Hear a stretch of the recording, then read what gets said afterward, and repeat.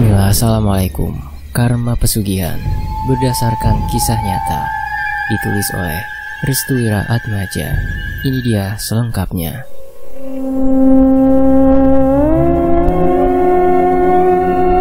Daerah Istimewa Yogyakarta, tahun disamarkan. Sepasang suami istri hendak berkunjung ke daerah yang memiliki kesan mistis sangat angker di Jawa Tengah. Mereka berdua hendak membuka usaha dan menguatkannya dengan pesugihan yang sangat dilarang. Ini persyaratannya: setiap Selasa Kliwon, kamu harus melakukan ritual. Ritual yang kamu jalankan akan menentukan dua kemungkinan: kematian pada si pelaku ritual atau kekayaan terhadap apa yang kalian inginkan. Ucapan itu selalu terngiang-ngiang di pikiran Bu Sulfa dan Pak Ansor. Kadangkala mereka sangat berhati-hati jika hendak melakukan ritual. Saking berhati-hatinya, dia akan terus mengevaluasi tiap kali melakukan ritual itu. Sesaat sebelum melakukan ritual, keduanya harus berpuasa dengan tujuan menjaga dirinya dari pantangan yang kemungkinan bisa dilanggarnya. Bisa dibilang, pesugihan ini merupakan mengorbankan apa yang dimiliki untuk memiliki. Jika nyawa mampu menjadikan seseorang menjadi kaya, maka pelaku pesugihan akan melakukannya dengan senang hati. Suatu pasar di daerah istimewa Yogyakarta. Tahu ndak, kemarin loh, toko Pak Samsul kemalingan, ucap seorang ibu dengan mengenakan daster yang bercorak kuning. Hah? Kok bisa? Tanya temannya, yang kebetulan satu frekuensi dalam masalah pergibahan. Tapi aku ndak yakin kalau toko Pak Samsul digasak.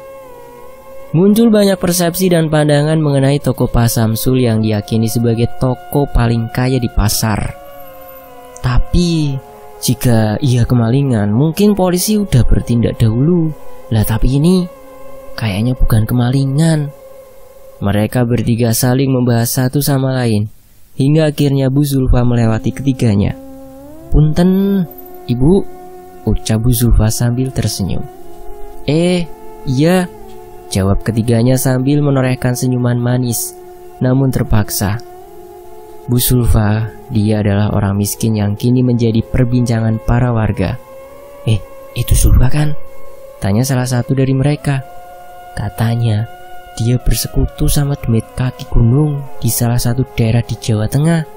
Kayak ndak tahu beritanya toh, timpal ibu lainnya. Hah? Maksud sampean pesugihan? Jawab yang satunya lagi dengan kencang. Wush, bodoh banget kamu ini. Jangan terlalu keras bicaranya, nanti ketahuan, baru tahu rasa kau. Mereka bertiga memang dikenal sebagai ibu-ibu gibah yang aktif dalam mencari informasi mengenai setiap warga yang berbelanja di pasar itu.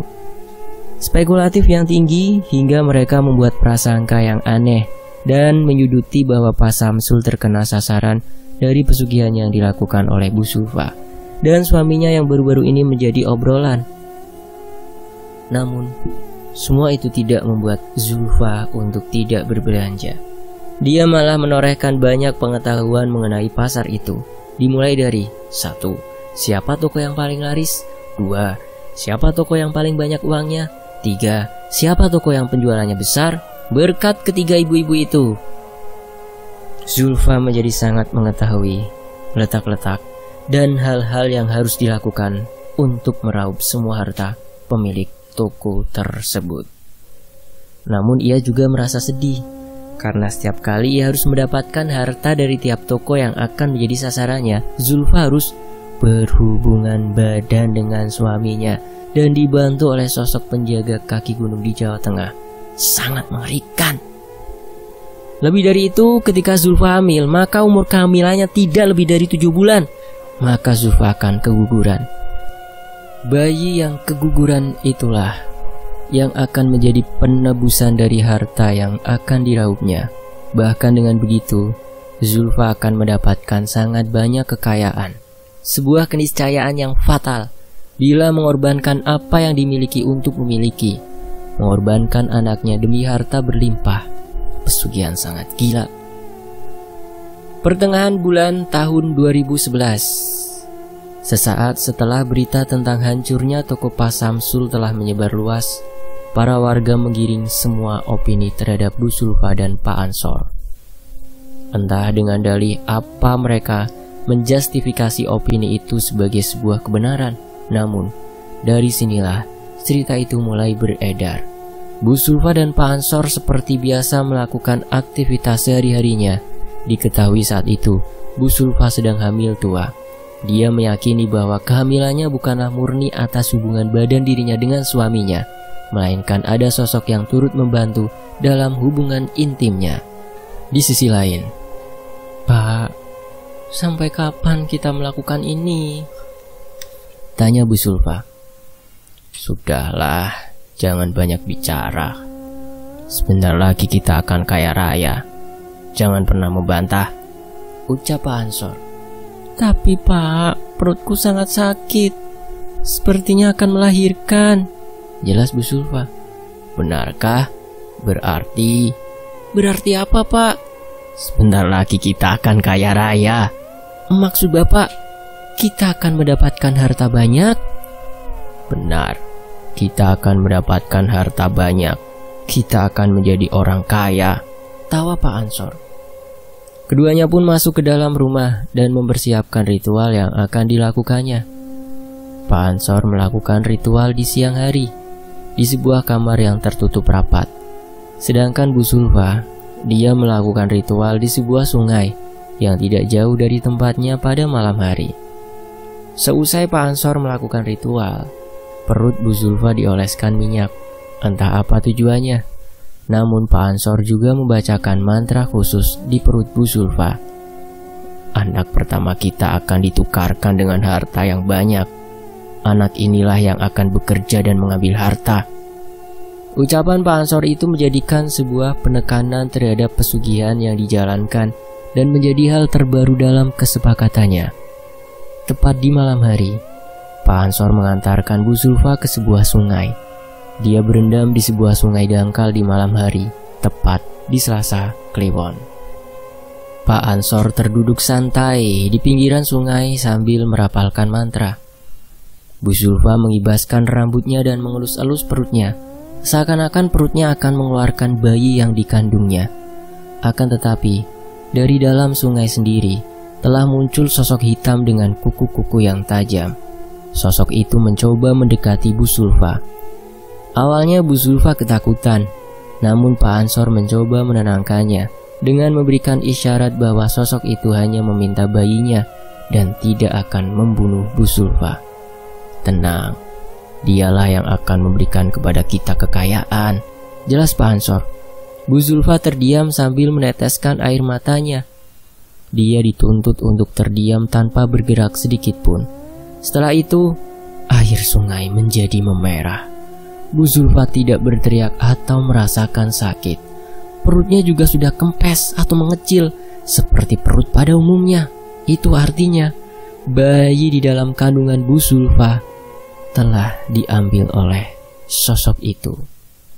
Bu Sulfa belum menyadari bahwa bayi yang berada di dalam kandungannya telah menghilang. Dia baru sadar ketika Pak Ansor menghampirinya dan di sekelilingnya penuh dengan bau amis darah. Bu Sulfa terkejut.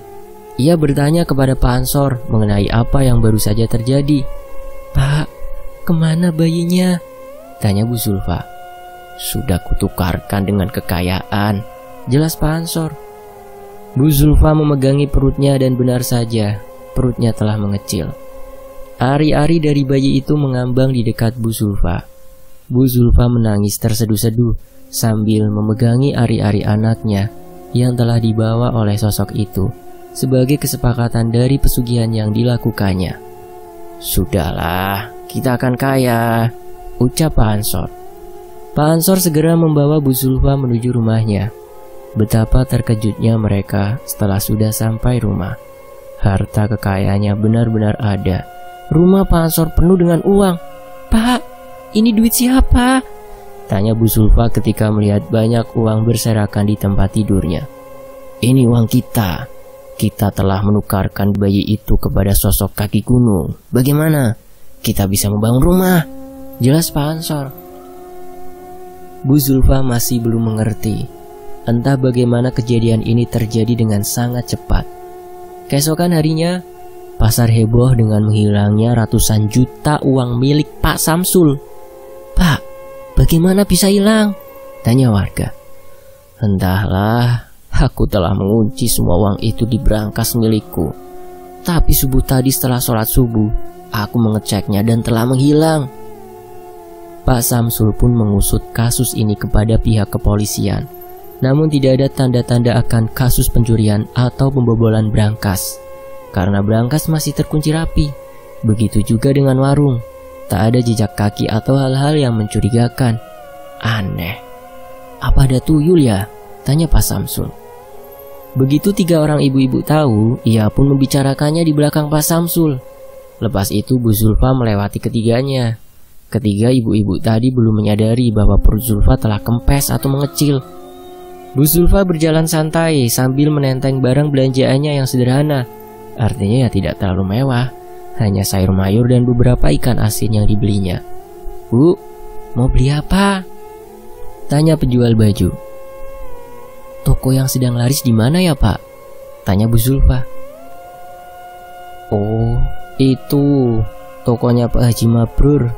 Dia bos beras. Kemarin toko Pak Samsul ramai sekali.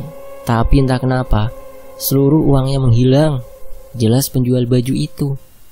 Oh begitu. Saya mau ke toko Haji Mabrur dulu Pak. Saya mau lihat-lihat beras, ucap Bu Zulfa. Silakan Bu. Penjual baju itu heran. Setelah kepergian Bu Zulfa, ia menaruh bungkusan kresek di dekatnya. Bu, ini kresek atau plastik hitam siapa? Tanya penjual baju. Bu Zulfa tersenyum. Dia kembali berjalan dengan sedikit membungkuk.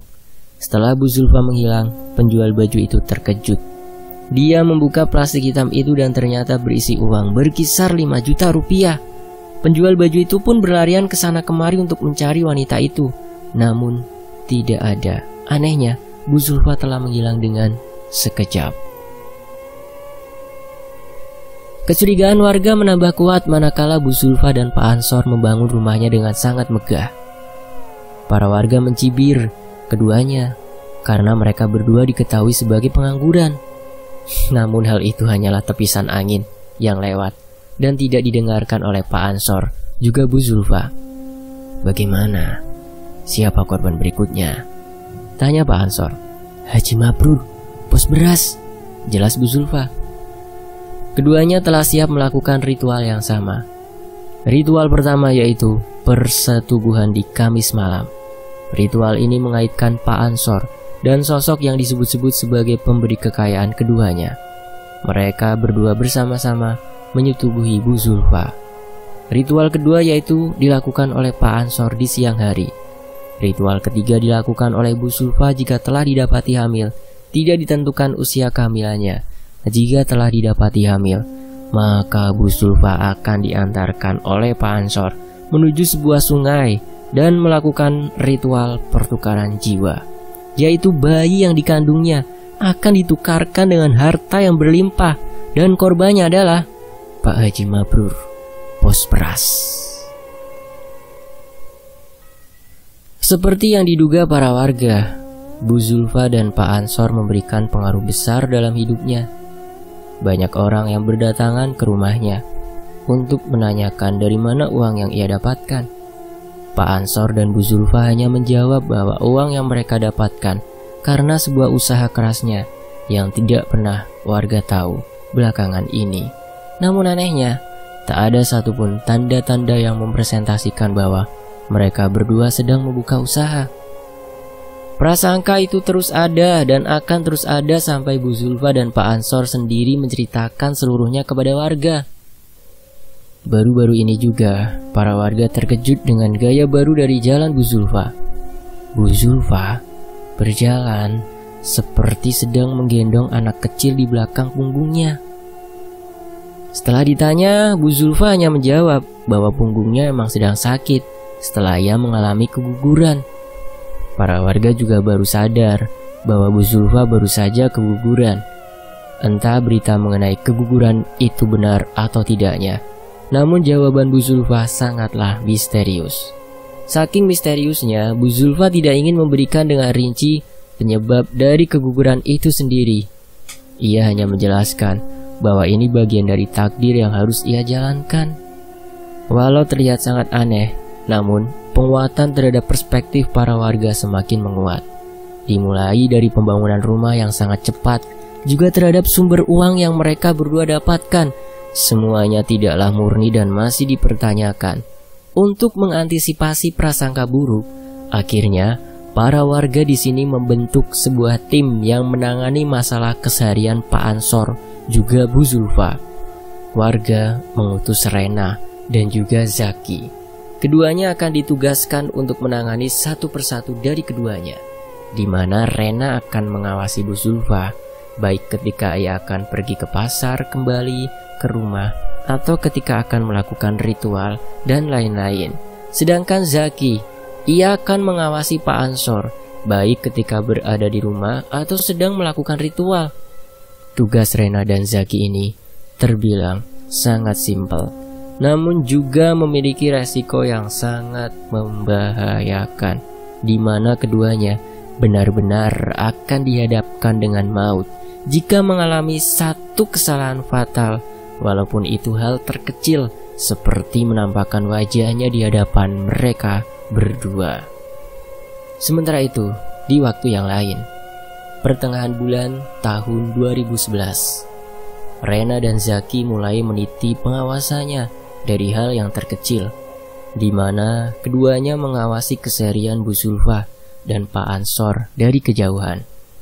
Awalnya tampak baik-baik saja, namun mereka melihat sebuah keanehan ketika Bu Zulfa mengalami muntah-muntah di depan halaman rumahnya. Hal ini membuat Rena dan Zaki kebingungan. Apakah Bu Zulfa sedang sakit atau benar-benar hamil kembali? Lambat laun, kecurigaan Rena dan Zaki menguat ketika Bu Zulfa selalu memegangi perutnya. Pakaian Bu Zulfa juga semakin hari semakin melebar. Dia sekarang mengenakan daster untuk menyamankan perutnya.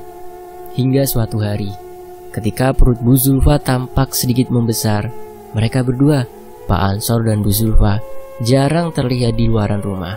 Keduanya menghabiskan waktunya untuk berada di dalam rumah. Pembangunan rumah keduanya juga sudah hampir selesai.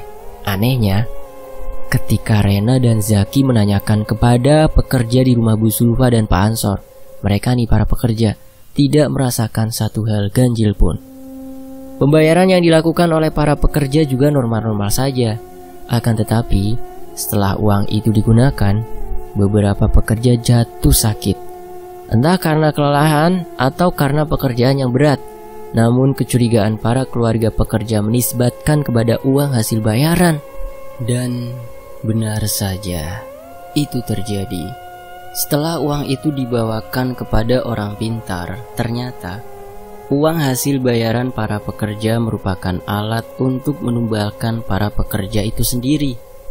Di sini Rena dan Zaki melaporkan seluruhnya kepada warga setempat. Namun keduanya, Rena dan Zaki, meminta kepada warga untuk tidak mengambil keputusan dengan cepat karena pembuktiannya belum sepenuhnya berada di pihak mereka. Artinya, butuh waktu untuk membongkar kebusukan yang dilakukan oleh Bu Zulfa dan Pak Ansor. Terlebih itu juga, ritual yang disebut-sebut sebagai puncak dari pesugihan masih belum diketahui secara pasti. Untuk menghadapi hal itu, Rena pun memberanikan diri untuk berkunjung ke rumah Bu Zulfa dan Pak Ansor dengan tujuan mencari tahu apa yang dilakukan oleh keduanya. Sementara itu di rumah Bu Zulfa dan Pak Ansor, Rena mengucap salam. "Assalamualaikum." Tak ada jawaban dari pemilik rumah. Rena berpikir bahwa keduanya masih istirahat. Rena pun kembali mengucapkan salam sambil mengetuk pintu rumah megah milik Pak Ansor dan Bu Zulfa.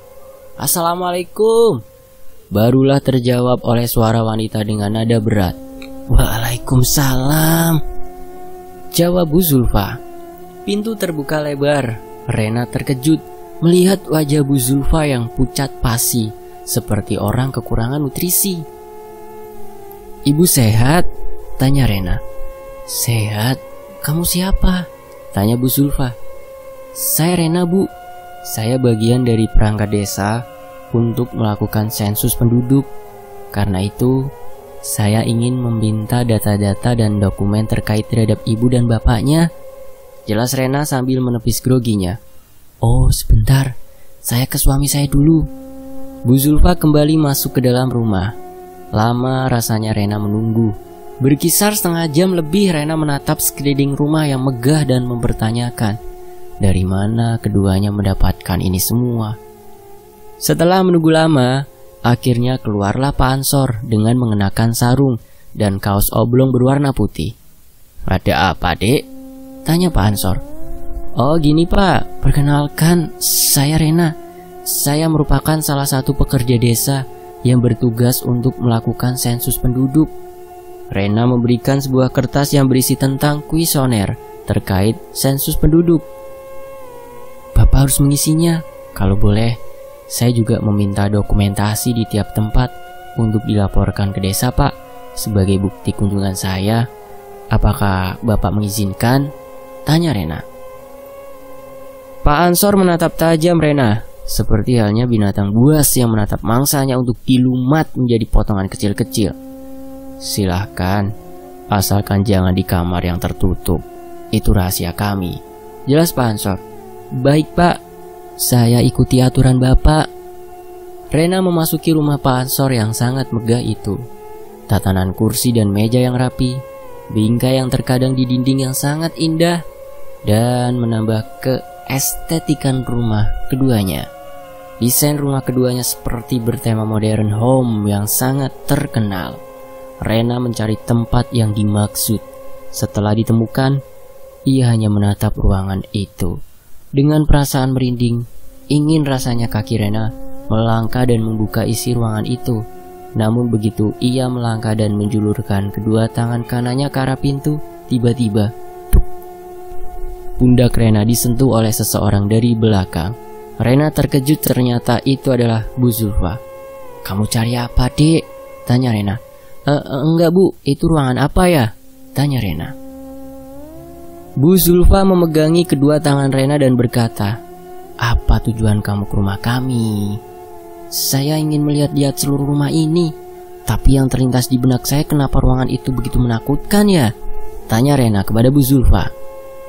Bu Zulfa kemudian membisiki Rena, "Kamu harus segera pergi dari sini sebelum suami saya tahu. Aku tahu apa tujuanmu. Kamu ingin membongkar rahasia kami dan membeberkannya ke warga kan?" senyum Bu Zulfa. Hawa merinding menusuk seluruh tubuh Rena. Keringat dingin berjatuhan. Rena mati kutu di hadapan Bu Zulfa. Semua niatnya terbongkar jelas di hadapan Bu Zulfa. "Kamu tak akan tahu tujuan kami sebenarnya. Ruangan itu sangat sakral. Jika orang sepertimu memasukinya, jiwamu bisa tertahan dan ditukarkan dengan rumah yang baru lagi, dijadikan tumbal." Ucapan Bu Zulfa itu sangat padat dan mengena di hati Rena. Kena mental. Bahkan ucapan itu membuat mental Rena terjatuh dan hampir saja tidak bisa berkutik. "Baik Bu, saya akan pergi. Maaf atas kelancangan saya. Saya kira kunjungan saya sudah selesai," ucap Rena. Bu Zulfa tersenyum. Ketika Rena keluar pintu, Pak Ansor telah berdiri tegak sambil merobek-robek kertas itu. "Kamu bohong kan?" tanya Pak Ansor. Maksud Bapak?" "Sensus penduduk ini telah lama dilakukan, dan saya tidak pernah mengenal kamu. Apa tujuan kamu kemari?" Mendengar keributan di depan rumah, Bu Zulfa langsung memisahkan keduanya agar masalah ini segera diselesaikan antara ketiganya. "Pak, sudah. Dia belum tahu apa-apa. Dia memang dari desa untuk melakukan kunjungan. Silakan Rena, kamu boleh pulang," senyum Bu Zulfa. Tubuh Rena bergetar kuat. Ia mundur perlahan dan menatap keduanya dengan tatapan yang sangat ketakutan, bagaikan melihat hantu di siang bolong. "Saya permisi, assalamualaikum." Rena berlari kencang dan sesekali melihat ke arah belakang. Ketika dia melihat ke belakang, sosok hitam tinggi dengan rambut yang menutupi wajahnya berdiri tegak di sisi belakang Bu Zulfa dan Pak Ansor. Rena menambah kekuatan berlarinya dan melupakan kejadian buruk hari itu. Kejadian ini adalah kejadian terburuk yang pernah Rena temui sepanjang hidupnya. Sementara itu di tempat lain, daerah istimewa Yogyakarta, 1 hari sebelum ritual dan kematian Bu Zulfa. "Rena sakit, kok bisa?" tanya Zaki. "Entahlah, katanya beberapa hari yang lalu ia mengunjungi rumah Pak Ansor dan Bu Zulfa sendirian dan melihat sosok hitam di sisi belakang keduanya," jelas ibunya Rena. Zaki kemudian menanyakan hal ini kepada Pak Subarto, salah satu orang pintar di desanya. "Pak, sudah dengar akan berita Pak Ansor dan Bu Zulfa? Rena dibuat sakit olehnya," jelas Zaki. Pak Subarto tertawa keras sambil memukuli pahanya. "Kok ketawa, Pak?" tanya Zaki. "Kamu tahu, Rena itu bukan dibuat sakit karena dia memasuki rumahnya. Akan tetapi, sosok itu tertarik untuk mengambil jiwa Rena," jelas Pak Subarto. "Bukannya tumbalnya adalah bayi ya?" tanya Zaki. "Tumbal tidak dikhususkan oleh kesepakatan awal. Setan itu licik." "Maksudnya, Pak?" "Dia juga akan mengambil tumbal lainnya karena keserakahan dan kelicikannya. Kesepakatan awal dalam pesugihan adalah awal dari dimulainya pesugihan. Setelah itu, setan akan keluar jalur dari perjanjian," jelas Pak Subarto. "Jadi, dia juga bisa mengambil tuanya?" "Bisa, sangat bisa." "Ketahuilah, mengapa kita tidak boleh bersekutu dengannya? Ya karena mereka menipu kita sejak awal. Karena sejak awal pesugihan berisi tipuan, bukan kekayaan dan kebahagiaan," jelas Pak Subarto. Zaki memahami tiap kalimat yang diucapkan Pak Subarto. Mungkinkah Rena akan dijadikan tumbal oleh Pak Ansor dan Bu Zulfa? "Jangan khawatir, Rena pasti selamat. Sosok itu juga tidak akan mengambil jiwanya karena Rena menjaga seluruh amaliyah ibadahnya," jelas Pak Subarto. Zaki menghela nafasnya. Ia mengucapkan kalimat "Alhamdulillahirobbilalamin" sebagai bentuk syukurnya. "Ini malam apa?" tanya Pak Subarto. "Kamis Kliwon, Pak." "Mereka, Pak Ansor dan Bu Zulfa telah melakukan ritual di siang hari setelah Rena mengunjunginya, dan malam ini adalah..." Pak Subarto menatap tajam ke arah Zaki. "Malam apa, Pak?" "Malam ritual menggugurkan kandungan yang sedang dikandung oleh Bu Zulfa. Mereka berdua akan berkunjung ke sungai dan melakukan transaksi jiwa ditukar dengan harta," jelas Pak Subarto. Zaki tercengang mendengar hal itu. Pak Subarto pun melanjutkan kembali ulasannya mengenai pesugihan yang sama yang dilakukan oleh keduanya. "Dahulu, ada seorang warga yang sama yang melakukan pesugihan itu. Kematiannya adalah aib bagi seluruh warga. Seluruh tubuhnya membusuk." Dan Pak Subarto tahu betul mengenai perasaan Zaki tatkala dirinya mengetahui jika Rena akan dijadikan sasaran empuk bagi keluarga Bu Zulfa dan juga Pak Ansor. Namun di sisi lain, Pak Subarto juga memberikan saran kepada Zaki untuk tidak terlalu jauh untuk mengawasi mereka berdua. Kata Pak Subarto, "Karmanya akan segera tiba. Sebentar lagi, karma itu akan tiba. Karenanya, kamu tak usah mengawasi keduanya. Setiap yang bersekutu dengan iblis, mereka akan merasakan pahitnya takdir yang diterima," jelas Pak Subarto. Zaki mengangguk paham. Baginya, ketentraman warga adalah prioritas utama. Maka dari itu, bagaimana caranya agar Zaki bisa mengusir atau membumi hanguskan tindakan Pak Ansor dan Bu Zulfa, yaitu dengan tidak terlalu mengawasi mereka berdua, karena karma dari pesugihan yang dilakukannya akan segera datang. Malam hari ritual kedua, Pak Ansor membawa Bu Zulfa dan berangkat dengan sangat hati-hati secara sembunyi-sembunyi menuju tempat ritual. Hati mereka berdua agak resah ketika Rena mengetahui sedikit rencana dan apa yang telah mereka berdua sembunyikan selama ini. Seperti biasa, Bu Sulfa melepaskan pakaiannya hingga tak ada satu kain pun yang menempel di tubuhnya. Pak Ansor dengan santai duduk di pinggir sungai sembari membacakan mantra khusus pemanggilan sosok yang akan memberikannya banyak harta. Kondisi perut Bu Sulfa sendiri sudah terlihat sedikit membesar. Air dingin yang menyentuh tubuhnya membuat Bu Sulfa sedikit menggigil. Bu Sulfa diminta untuk memejamkan matanya karena sosok itu akan datang. Barulah ketika beberapa saat Pak Ansor merapalkan mantranya, sosok itu keluar dan langsung memegangi perut Bu Sulfa. Lambat laun air sungai memerah. Bau air tercium jelas oleh Bu Sulfa. Anehnya, Bu Sulfa tidak merasakan sakit sedikit pun, manakala bayi yang masih prematur itu dikeluarkan begitu saja. Bu Sulfa berani membuka matanya ketika ia melihat sosok itu sedang memakan bayinya secara terang-terangan. Astagfirullah. Bayi yang masih prematur itu dilahapnya dengan perlahan oleh sosok itu. Bu Sulfa kembali ketakutan, namun Pak Ansor meminta kepada istrinya, Bu Sulfa, untuk tenang, karena sosok itu bisa terganggu jika Bu Sulfa melakukan sesuatu hal yang di luar nalar. Berbeda dengan ritual yang pertama, ritual kedua ini seperti memiliki kendala terhadap Bu Sulfa sendiri. Perutnya sedari tadi seperti menolak untuk mengeluarkan jabang bayi yang dikandungnya. Pak Ansor juga keheranan. Mana mungkin ritualnya ini memakan waktu yang lumayan lama. Beberapa saat setelah mereka menunggu, air sungai berubah menjadi merah. Tandanya ritual itu telah usai dan selesai. Namun, kondisi fisik dari tubuh Bu Sulfa memiliki perbedaan yang signifikan.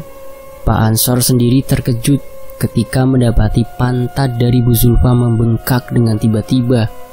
Pembengkakan itu merambah ke bagian tubuh lainnya, perut, tangan, hingga wajah. "Bu, ibu kenapa?" tanya Pak Ansor. Bu Sulfa tidak menjawab pertanyaan Pak Ansor. Denyut nadinya semakin melemah. Ternyata sosok itu bukan hanya mengambil jiwa dari si bayi, akan tetapi dia juga mengambil jiwa Bu Sulfa. Pak Ansor segera mengangkatnya ke pinggiran sungai. Kondisi fisik Bu Sulfa kian melemah. Nafasnya sudah naik turun. Perasaan Pak Ansor menjadi gundah manakala ia melihat dengan jelas pembengkakan beberapa bagian anggota tubuh Bu Sulfa. Akhirnya, Pak Ansor membawanya ke dalam rumah. Di sana kondisi Bu Sulfa kian parah. Bu Sulfa teriak-teriak minta tolong. Dia sangat tersiksa. Sangat disayangkan bagi Pak Ansor mengorbankan istrinya demi kekayaan yang didapatinya. Namun setelah itu, kamar Bu Sulfa penuh dengan uang hasil dari kesepakatannya untuk menguras semua harta dari korban yang dituju, dan korbannya adalah Haji Mabrur, bos beras. Sayangnya hal itu tidak menuntut kebahagiaan bagi Pak Ansor. Subuh harinya, Bu Sulfa didapati meninggal. Bersamaan dengan hal itu, toko Haji Mabrur kehilangan banyak uang di tempatnya. Pak Ansor merasakan kesedihan yang sangat mengikis hatinya. Ia sendiri telah kehilangan istri tercintanya. Walau berlimpah harta, tetap saja rumah megah dan harta yang berlimpah tidak menjamin kebahagiaan.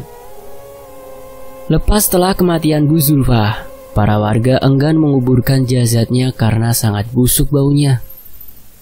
Hal ini menjadi kekhawatiran Pak Subarto sendiri karena telah hilangnya kepercayaan warga terhadap diri mereka setelah mengetahui pelaku dari banyaknya kasus kehilangan uang adalah Bu Sulfa dan Pak Ansor sendiri. Dengan tegas Pak Subarto pun meminta para warga untuk memaafkan Bu Sulfa. Walau agak berat, setidaknya jasad Bu Sulfa harus dimakamkan sepenuhnya. Pak Ansor sendiri hanya melamun sendirian. Di rumah yang megah, ia terasa hampa. Pak Ansor tak memiliki sanak saudara, sama halnya dengan Bu Sulfa. Mereka berdua adalah pendatang yang melakukan pesugihan di desa tersebut. Setelah masalah itu selesai, para warga berhenti untuk memojokkan Pak Ansor karena pesugihan yang dilakukannya telah usai. Namun berbeda dengan karma baginya. Karma yang dilakukan oleh Pak Ansor masih berjalan hingga tahun 2015. Tahun 2015, Pak Ansor menderita hal yang sama seperti Bu Zulfa. Lalu, selama 4 tahun, bagaimana kondisi Pak Ansor sendiri? Narasumber menyebutkan Pak Ansor hanya tinggal di dalam rumah. Ia jarang keluar sampai rumahnya yang megah sendiri tak pernah diurus. Pertengahan tahun 2015, Pak Ansor meninggal dunia di rumah megahnya beserta uang yang dimilikinya dari hasil pesugihan. Karma yang didapati oleh Pak Ansor menjadi jawaban dari apa yang selama ini ia lakukan terhadap warga, yaitu melakukan pesugihan.